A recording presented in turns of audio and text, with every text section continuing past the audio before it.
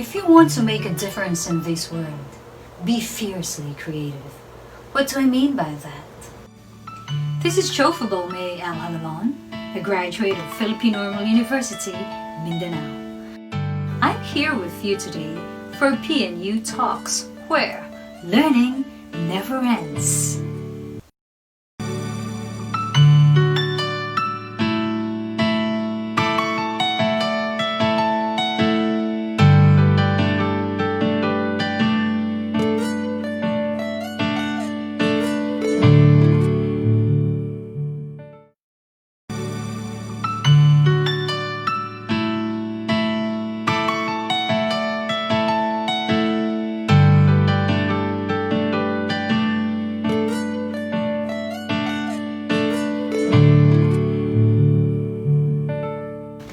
I designed this talent development school primarily as a crib for the gifted.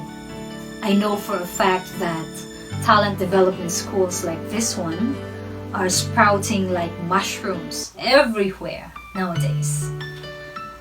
Many of the students who come to our school, they come here hoping that they will become better at their craft. In painting, they hope to become better musicians, better writers.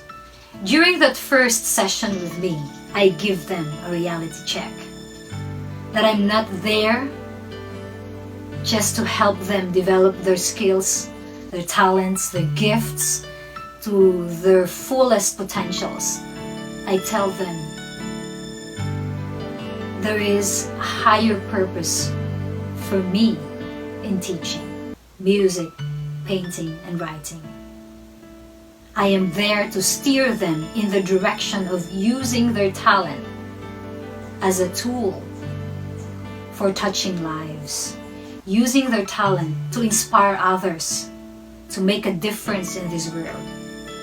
Discovering that we have a gift, nurturing that gift, yes, that is our responsibility. Imagine as an artist a level of being and existing wherein you paint, you compose a song, you write a story to inspire others, to make a difference in this world, to touch lives. It puts your craft into a totally different level, a totally different dimension. You become larger than yourself. You humble yourself, you elevate the purpose of your being. When I tell my students I am here to help you develop your gift, your talent to its fullest potential, and that I'm also here to help you, steer you in the direction of using your talent to inspire other people, to touch lives and make a difference in this world.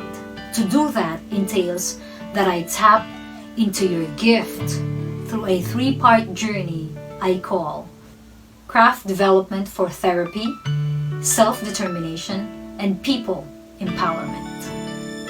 This is Jofabelle Mae Jalalon, a graduate of Filipino University, Mindanao. I'm here with you today for PNU Talks, where learning never ends. Craft development has its therapeutic benefits, particularly for the artist. The pure bliss that you experience when you play with colors and put it on a canvas, it helps you relax. The pure bliss that you get from playing with words, writing it down on a paper, if you're like me, who still does that, starts writing something with paper and a pen. Or if you're somebody techie, you just do it with your tablet or cell phone or your laptop. You get this experience of playing with words, weaving words, and turning it into your masterpiece. I started writing songs at the age of 13. To date, I have written over 200 songs. 12 of them I put in one album I titled Pagpupunyagi at Pagpapasiyang Pilipino. The rest are songs I composed for weddings, for original soundtracks of movies, for campaign song for an advocacy. Some are company jingles. I wrote the 12 songs which I included in the album I titled Pagpupunyagi at Pagpapasiyang Pilipino, with very clear objectives in mind. I wanted to be able to come with an entire album that will be of help to you as a teacher, as a life coach, as a therapist. For instance, bilang isang guro, sa pagdiriwang ng Linggo ng Wika, kakailanganin mo ng isang kanta. Magagamit mo po ang awiting Perlas ng Silangan. Sa pagtuturo ng kasaysayan ng Pilipinas, magagamit mo rin po ang awiting Perlas ng Silangan. Kung tayo naman po ay isang guro sa values education, malaking tulong po ang isang awiting pinamagatang kong Sino Ka?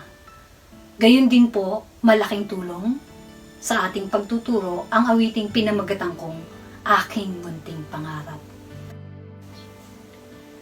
Kayo manggiman ang kulay ng balat mo. Filipino man ang nakasulat sa pasaporteng daladala mo.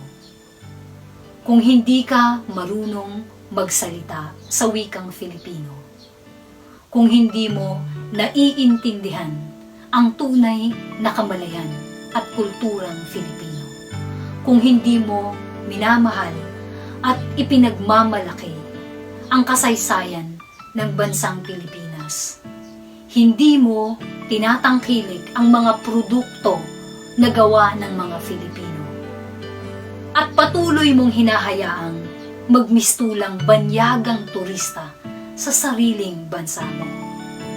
Para sa akin, hindi ka pwedeng ituring na tunay na malayang Filipino.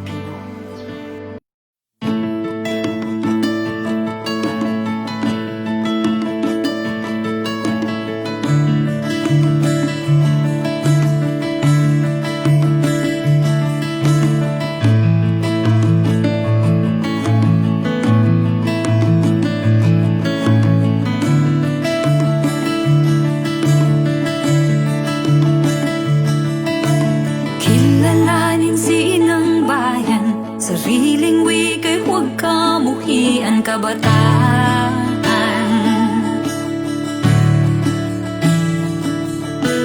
Pagyamanin ang sariling atin, tangkilikin at pakaibigin kababayan.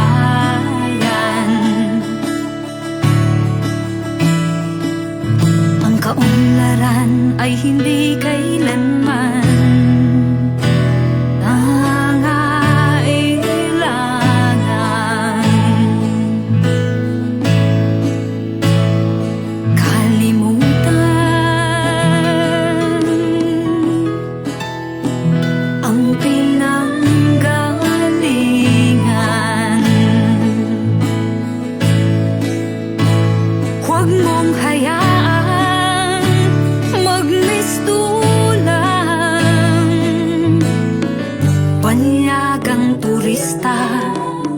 sa sariling bayan.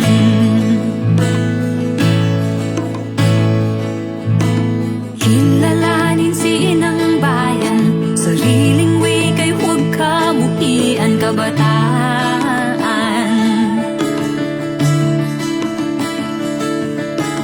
Pagyamanin ang sariling atin, tangkilikin at pakaibigin kababayan.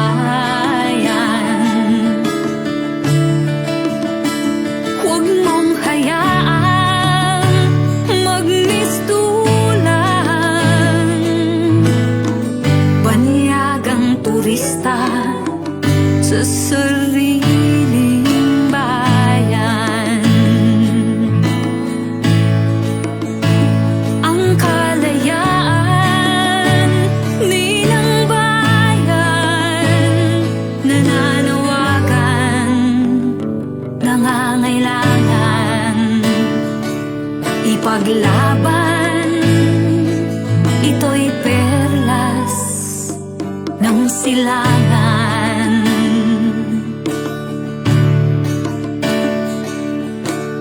Kilalanin si inang bayan, Sariling wika'y huwag kabuhian kabataan.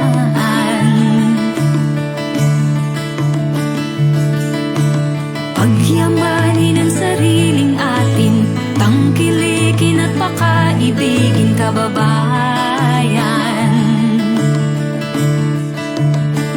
Huwag mong hayaan magmistulang banyagang turista sa sariling bayan.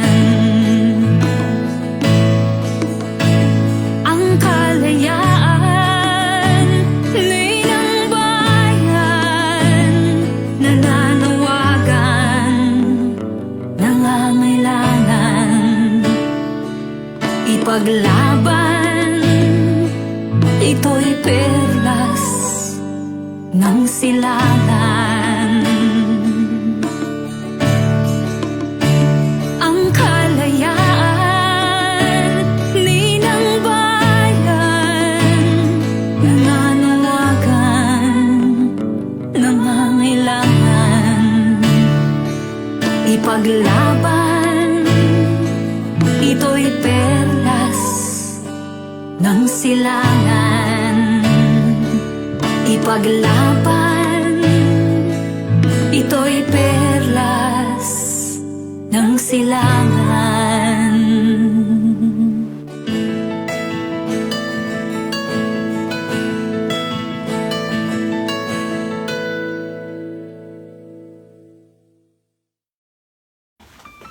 Sa aking paglalakbay bilang isang manlilikhawi, napansin ko na paborito na ipatugtog ng mga DJ sa mga estasyon ng radyo ang awiting na isulat ko na pinamagatan kong Mapayapang Mundo at Masaya. Gustong-gusto nila yung musical shape, ika nga, ng awiting ito. Naisulat ko ang awiting Mapayapang Mundo at Masaya bilang isang hugot song na aking naging tugon sa nangyaring digmaan sa Marawi.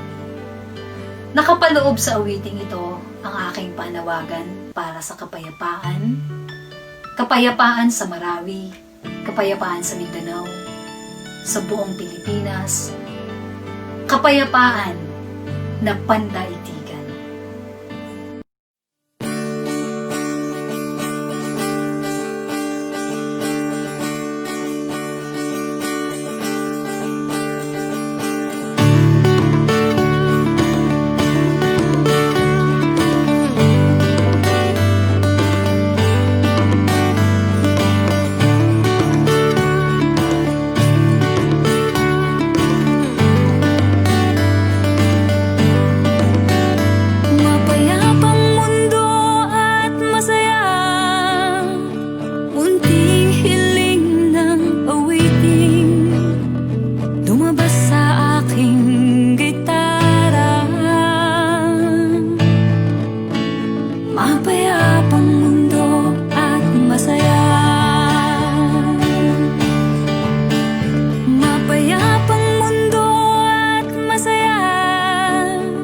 Pairalin mabuting pakikisama, magbigayan, magtulungan, magmahalan sa mapayapang mundo at masaya. Ang buhay mo't buhay ko sa mundo'y hiram lang, huwag natin sayangin sa mga alitan. Ang mapayapang mundo at masaya.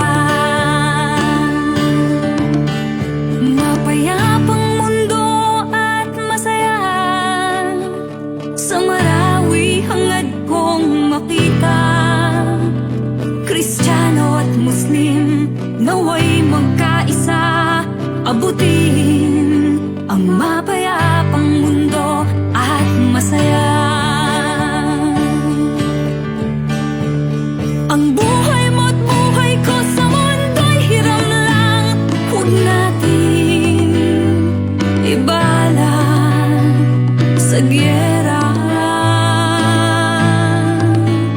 Mapayapang mundo at masaya.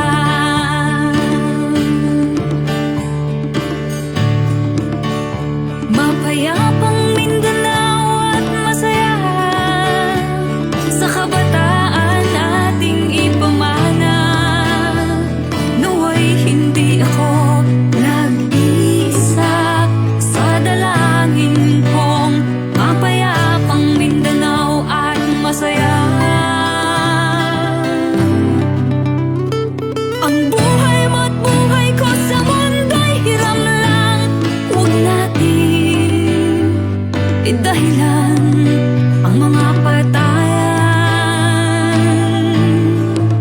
Sa mapayapang mundo at masaya. Payapang mundo at masaya.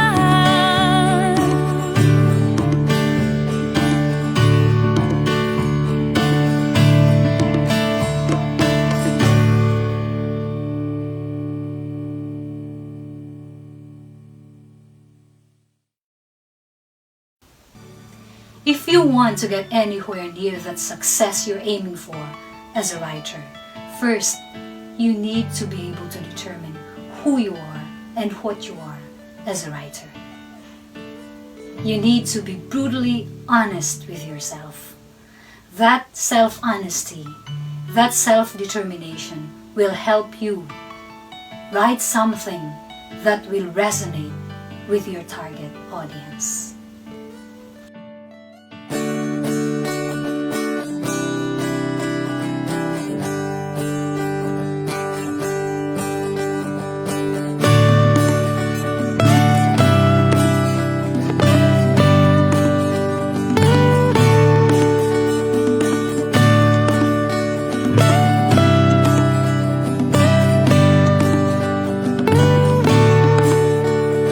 Hindi ka ipinanganak upang pasayahin lamang sila. Ano ka? Laruan? Hanapin ang iyong sarili. Kilalanin kung sino ka. Hawak mo ang takbo ng iyong buhay. Hindi ka ipinanganak upang sundin kung anong gusto nila. Ano ka? Puppet? Maging totoo sa iyong sarili. Ipagtanggol kung sino ka. Pag-aari mo ang kahulugan ng iyong buhay. Hindi ka ipinanganak upang tuparin ang pangarap ng iba. Ano ka? Tanga? Igalang ang iyong sarili.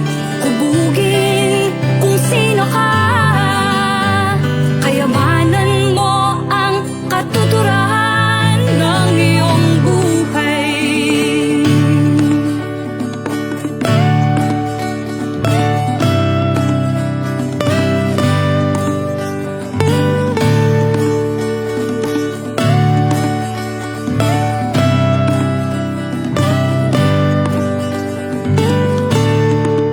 Lalo namang hindi ka ipinanganak upang maging alipin lamang nila.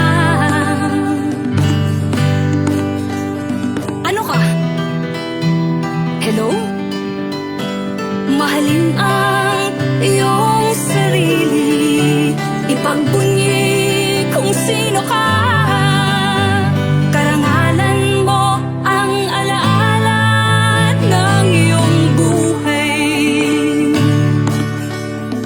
Sino ka? Sino ka? Sino ka?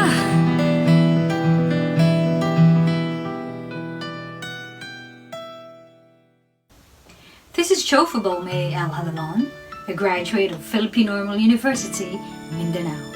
I'm here with you today for PNU Talks, where learning never ends. One of the things I find quite fascinating about painting is that, as a form of creative expression, it is very revealing. This is my art gallery where I put on display some of my works and some of the works of my students.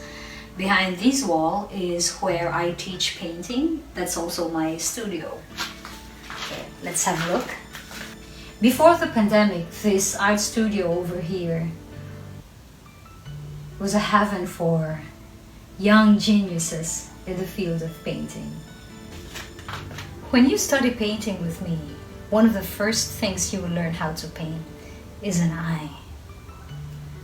And while I teach my students how to paint an eye, gradually I explain to them the essence of painting what you see. Whenever I am about to teach something new in my painting class, often I will start that off by placing a blank canvas on an easel right in front of them, and then ask them a question. What do you see on the canvas? One student may answer, I see nothing, Teacher Joff. It's blank. But with a creative imagination, another student may say, I see colors, I see mountains, I see stars. And another might even say, Teacher Joff, I see shapes. And then I make a follow-up. I tell them, well, paint what you see.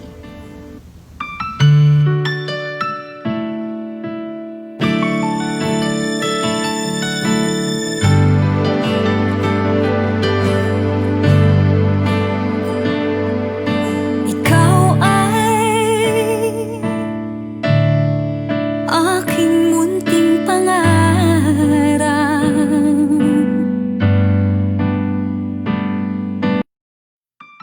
When I say paint what you see, I don't only mean paint what you see with your eyes. As a painter, to be good at this craft, you need to be able to see with your emotions. You need to be able to see with your imagination. Many of my students tell me, Teacher Joff, I want to become a great painter someday. And so I tell them, you can make that happen. Paint every day.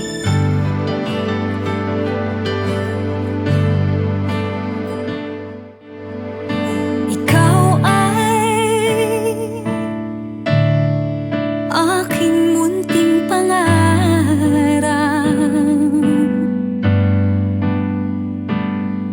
Iaalay ko sa'yo aking pagpupunyigi.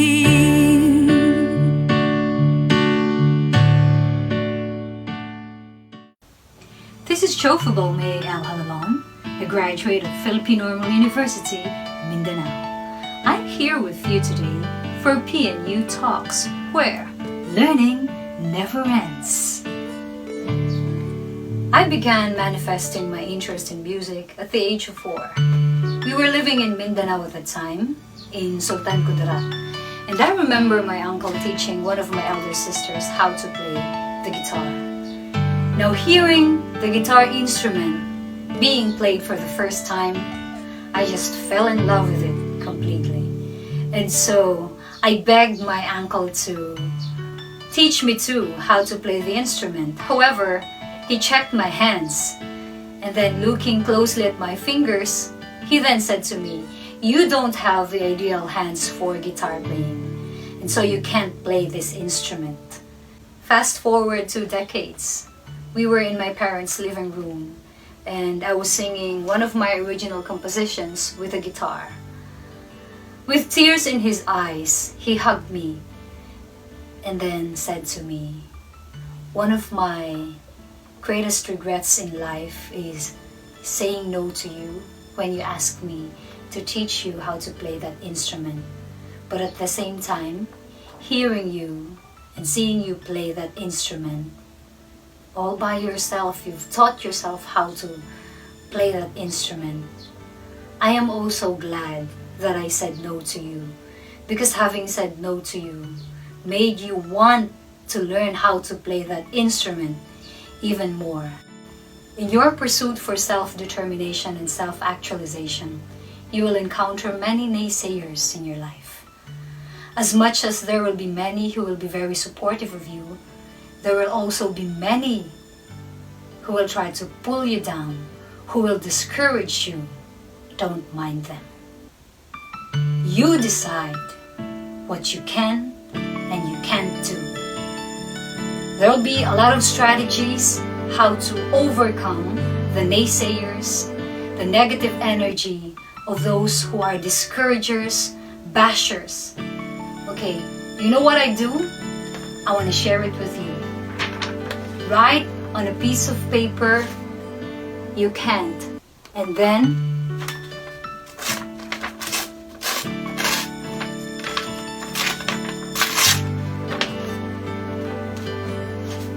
what happens?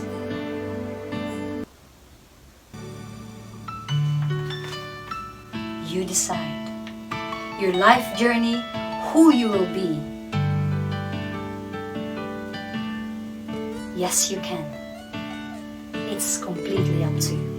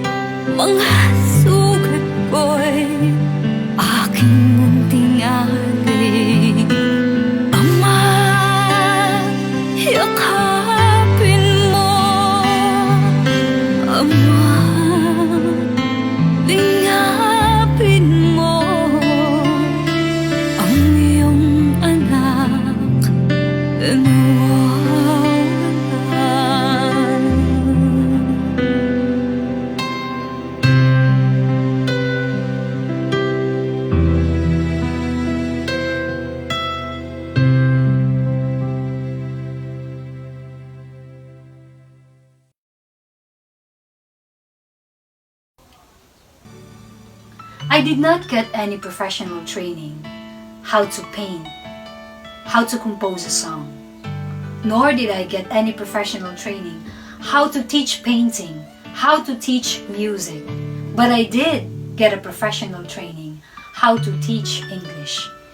And I bring the wealth of everything that I have learned when it comes to strategies in teaching. From my training as an English teacher into my classroom when I teach music, painting, and writing. Hindi sapat na may naisulat kang mga awitin. Bahagi ng iyong tungkulin bilang isang manlilikhawin na gawin ang lahat upang mailathala ang mga naisulat mong awitin. Bahagi rin ng iyong tungkulin bilang isang manlilikhawin na maibahagi sa nakararami ang mensaheng gusto mong ipaabot sa pamamagitan ng naisulat mong awitin. Nang sa gayon, ito'y mapakinggan ng mga tao. Kasama niyan, kailangan mong mag-ikot sa mga istasyon ng radyo. Kasama niyan, kailangan mong makikolaborate sa mga kapwa mo manlilikhawin. Sa aking pagtugon sa mga tungkulin ko bilang isang manlilikhawin, nag-ikot ako sa mga istasyon ng radyo. Nakipag-ugnayan ako sa mga kapwa ko manlilikhawit na mga Filipino. Nakipag-ugnayan ako sa mga kapwa ko musikero. Nakipag-ugnayan ako sa mga tao sa media, mainstream media. At sa aking pakikipagsalamuha sa mundong ito, marami akong natutunan.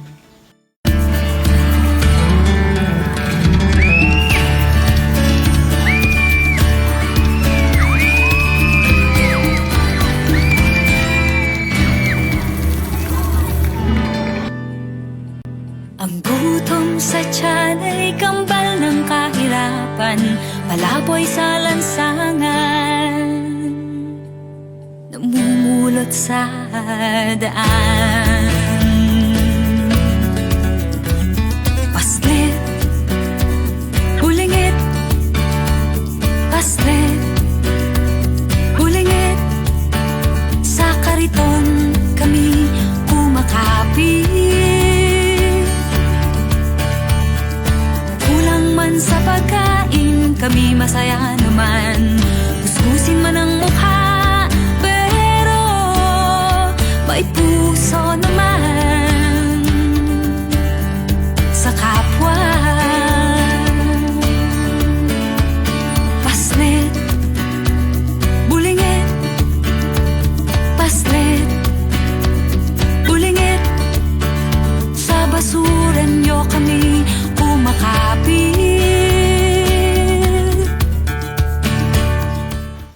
Ang pagsusuot ko ng iba't ibang baro na yan ay mahalagang bahagi, lalo na kapag ako ay nagtuturo ng stage performance sa aking mga estudyante. I teach by example. I teach painting, writing, and music by example. This is Jofabelle Mae Jalalon, a graduate of Philippine Normal University, Mindanao. I'm here with you today for PNU Talks, where learning never ends. In creating a fully produced song, there are 4 people who do the work. In phase 1, it is the composer who takes care of the lyrics and the music of the song. Once the composer is done with phase 1, another person takes over, and this time it is the arranger. The arranger arranges the vocals that will be used for the song. The arranger also takes care of the arrangement of all the musical instruments that will be used for that song. The guitar fills, the piano fills, the keyboard fills, the tracks that will be added for the drums, the arrangement of the drums, how it will sound, how it will be played, and all the other instruments that you will use. That is the job of the arranger. When arranger is done with phase 2, in phase 3, another person takes over. That's the sound engineer. The sound engineer, during the recording, which is our 3rd phase, takes care that all the technical side, the IT side of recording is addressed. The sound engineer makes sure that the best sound for the vocals gets captured. The best sound for all the musical instruments that are being used for the recording gets captured with the aid of technology. The sound engineer makes sure that you have the proper and ideal connection of your condenser microphone with the interface, the computer, and all the musical instruments, and that there is appropriate acoustic treatments in the room. That is also the job of the sound engineer. The sound engineer needs to be able to work smoothly with the musicians, with the artist, the singer, and the producer of the song. While it is the sound engineer who takes care of the technology side of song production, the sound engineer is guided by the producer of the song. The XLR point of the guitar will be placed here, and if you're using a beatbox that has a built-in amplifier, you use that and put it here. So there are 4 ports. You can record at the same time all 4. 2 microphones and 2 musical instruments, the keyboard perhaps, the ukulele perhaps, and you can also record them one at a time. Ideally, for professional recording of a song, you do that one at a time. Ito na, Focusrite control. Dito mo ma-check kung gumagana yung lahat ng sinalpak mo. Dito mo kinokontrol yung volume niya digitally. Okay, manually, dito mo i-adjust. Digitally, dito mo i-adjust. And then, let us say you're done with capturing all those things you need to capture for your recording. So, where do you proceed next? Dito ka na sa, marami kang pwedeng gamitin. You can use Pro Tools. Meron ako niyan. You can use Ableton. I also have that. So, dyan mo ngayon ititweak. Dyan mo i-adjust. Yung sinabi ko kanina, kung saan mo palalakasan, alin ang palalakasan mo, yung vocals, tapos kasabay niya gitara, and then alin yung tunog ng instrumento na hihinaan mo, dito mo gagawin ngayon yan sa digital audio workstation mo. Marami kang pwedeng pagpilian kung anong gagamitin mong digital audio workstation. And then, so let us say that all that has been taken care of, and the ideal recording of the vocals has been achieved. Now comes in phase 4. In phase 4, the sound engineer works with the composer and the producer. When we say works with the composer, the sound engineer needs to be able to balance what was the vision of the composer in creating that song. Balancing that out with the producer's visions as well for that song. It is during the mixing phase na malalaman mo if there are parts na ay sumabla yung gitara, kailangan i-record natin ulit, or yung backup vocals sablay. Meron naman ding iba na dito na nila babaguhin lahat yan. Kaya lang ako, dahil I want a song that is fully produced in an organic way as much as possible, gusto ko na yung reality niya talagang perfect yung capture. I'm quite meticulous pagdating dito. Ibabasura ko kung ano ang meron tayo dahil uulitin natin yan. I'm not satisfied with it. I'm fine with spending just as long as ma-achieve natin yung gusto kong reality. I don't want to fake anything in my music. Regardless of technology. Dito sa mixing, ang galing ng sound engineer, masusubukan. In my quest for perfection in craft development, particularly in song production, inaral ko ang dapat kong matutunan tungkol sa sound engineering. During the infancy of my venture into song production, I worked closely with a brilliant sound engineer. Ang dami kong natutunan sa kanya. He was a genius in this field. He was also an angel, one of the kindest people na nakilala ko. At the best pagdating sa bagay na to, I have yet to meet another person na kasing galing niya. He was Brian Sacro. He passed away last year. And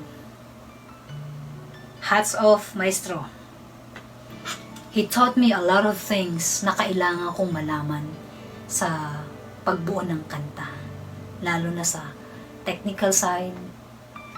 Ano yung mga gadgets na dapat gagamitin, paano gagamitin yan. And then the rest, inaral ko na rin. I bought books.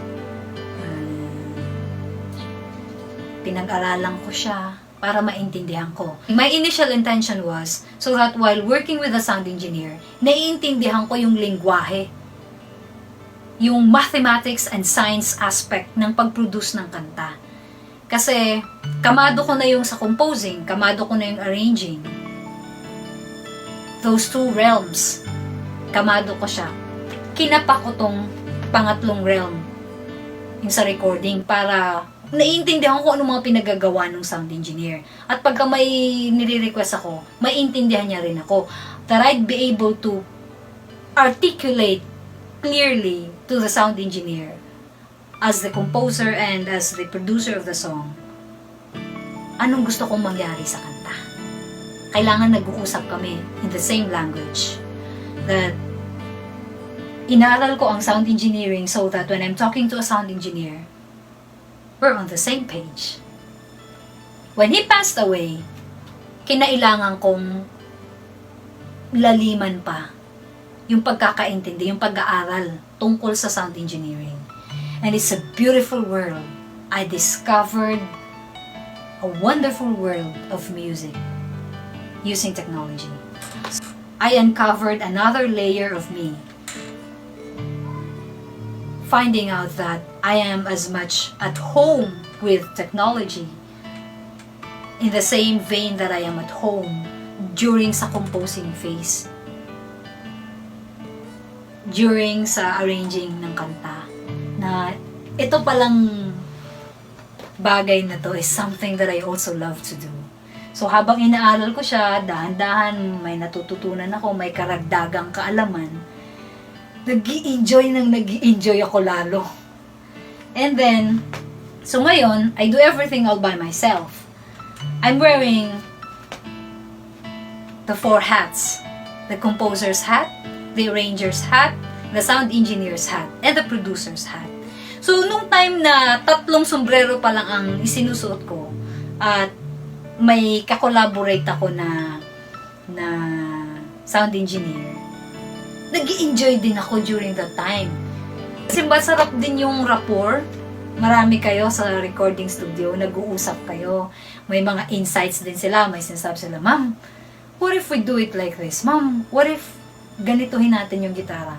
So, nag-i-enjoy ako sa mga interactions na ganun, yung may mga suggestions. I really love working with a team. Nag-i-enjoy din ako pag I have full control of everything. But, hindi ako, it's not a struggle for me to work with a team. I thrive in that environment.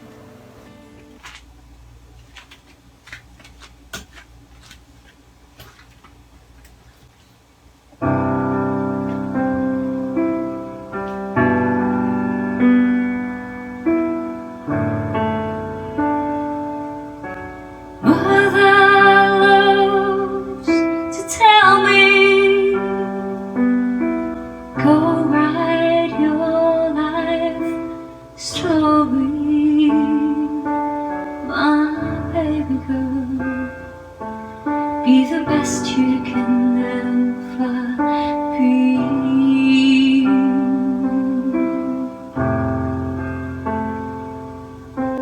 Mother loves to tell me before I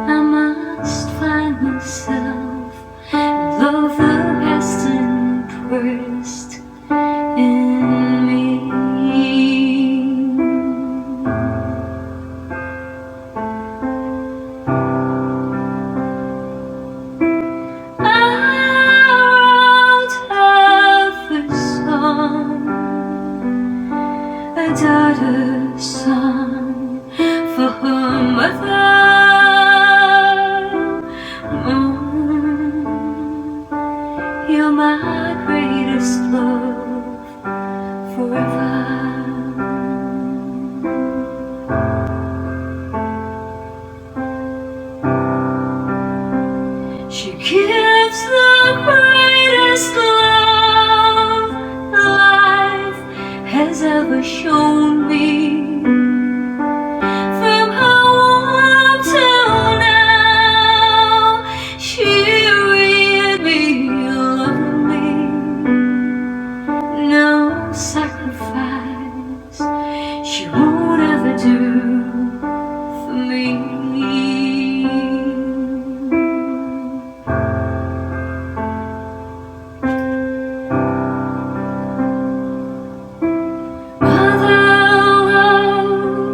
To tell me over a cup of coffee, her children are the best she can ever be.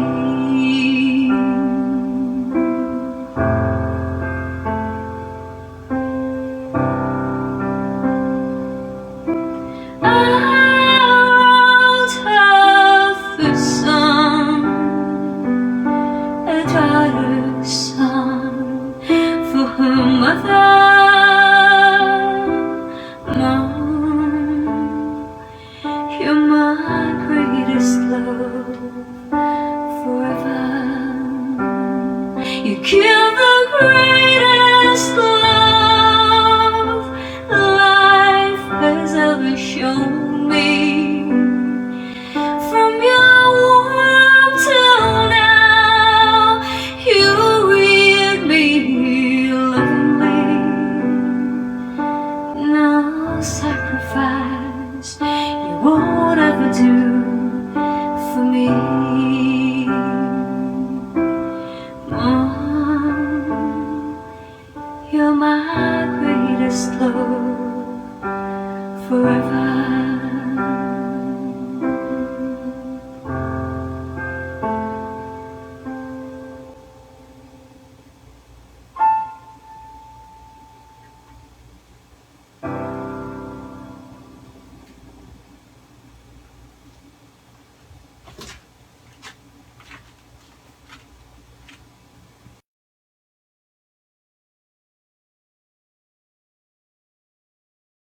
If somebody were to ask me why I've chosen to invest my life in this form of craft development, why I am making it my life mission to immerse in this form of craft development, I will tell you na more than a tool for therapy, more than a tool for self-determination, yung paghahanap natin sino tayo, pagkilala natin sa ating sarili, I am utilizing this form of craft development as a tool for empowering not just myself, but empowering my fellow human being. I am grateful, I am more than happy na binigyan ako ng Panginoon ng gifts sa pagpipinta, sa pagsusulat, at sa paggawa ng kanta. Bilang pagpapasalamat sa gifts na binigay ng Panginoon sa akin, I am sharing it with the rest of the world. At minamaximize ko yung potential niya to reach out and connect with my fellow human being. Kasi instead na magtatalak ka at magre-rage ka sa social media dahil inis na inis ka, I composed a song. Ngayon, binigyan ko siya ng musical shape na gaganahan ka talagang makinig sa kanta. And I'm also banking on the power of a song na, you know, what you listen to becomes your lifestyle, becomes your attitude.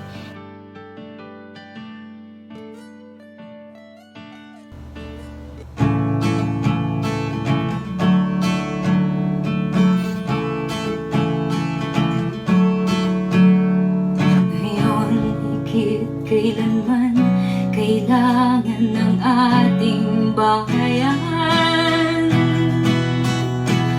ang pagtutulungan, ang gagamot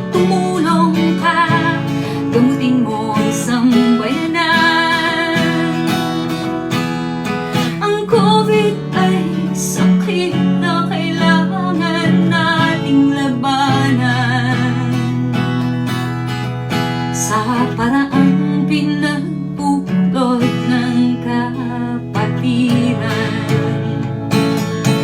Sundalo ka man o pulis ng inang bayan, kapayapaan iyong pangalagaan.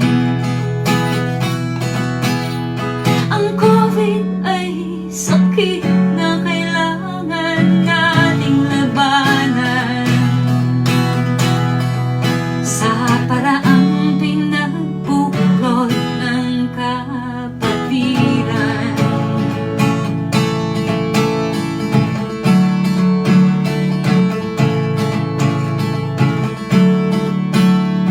Kailangan ng bayan ay mga lider, hindi politiko, bilang gabay ng pagtutulungan, ehemplo ng pagbibigayan, ilaw sa kawalan at kadiliman. Ang COVID ay sakit na kailangan nating labanan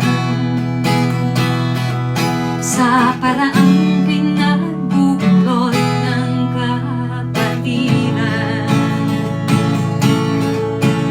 Pilipino, kumilos ka, gumawa ka ng paraan.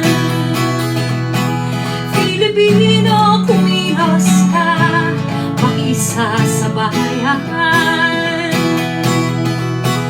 Pilipino, kumilos ka, ngayon higit kailanman kailangan ng ating bayan ang pagtutulungan. Dahil ang COVID ay sakit na kailangan nating labanan sa paraang pinagbuklod ng kapatiran. Pilipino, kumilos ka, gumawa ka ng paraan. Pilipino, kumilos ka, makiisa sa bayan.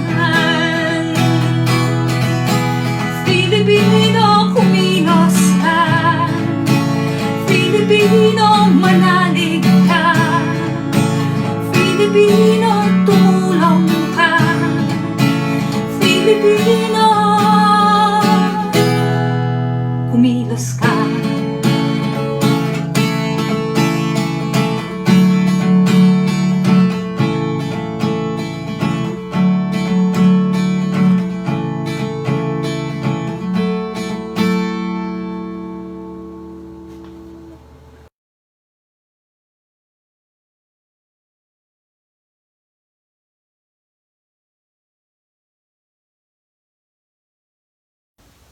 This is Jofabelle Mae Jalalon, a graduate of Philippine Normal University, Mindanao.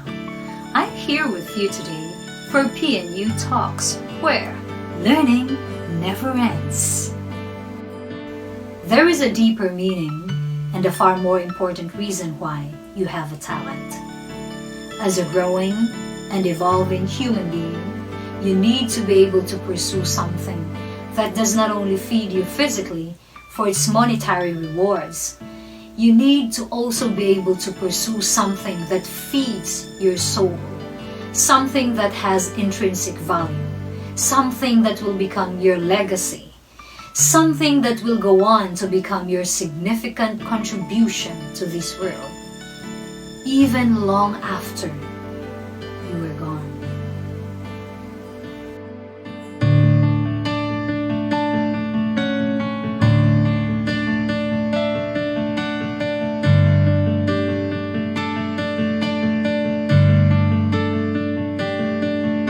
Salamat,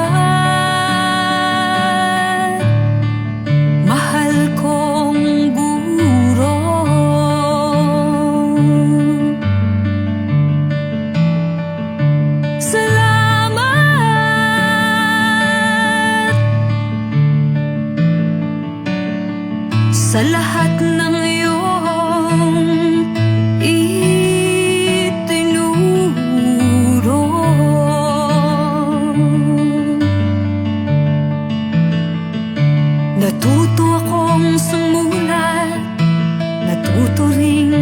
nagbasa. Salamat, oh, salamat.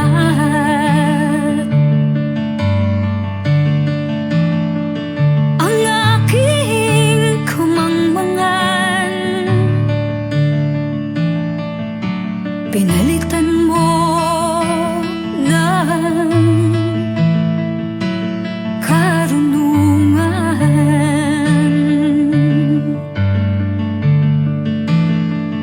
Tinuruan mong magtanong, tinuruan ding bumusisi, alamin at intindihin kung ano ang tama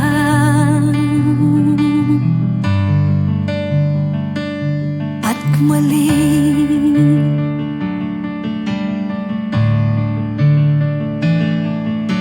Higit sa lahat, salamat, mahal kong guro.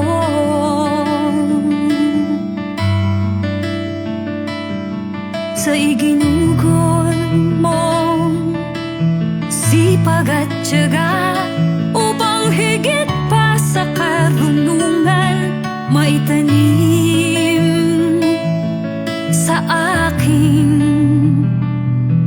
isipan.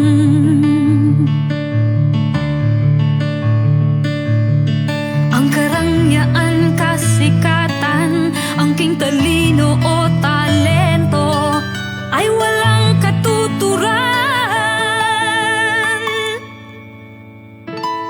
kung sala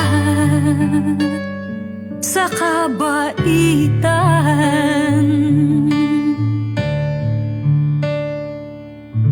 Salamat, mahal ko